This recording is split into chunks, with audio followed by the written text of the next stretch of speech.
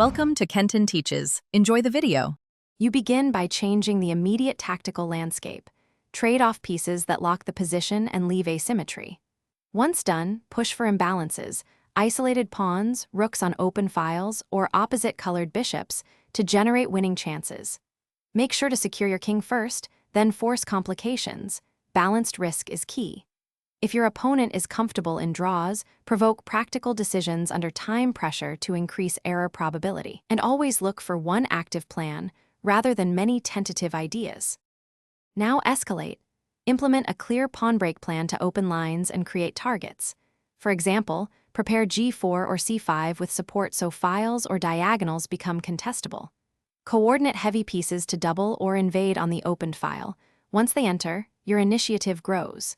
Keep probing weak squares and force your opponent to choose between passive defense or risky counterplay. If they choose passivity, convert space into concrete threats. If they counter, be ready to simplify into a winning endgame. In the final phase, convert initiative into tangible threats, mate patterns, passed pawns, or decisive material gain.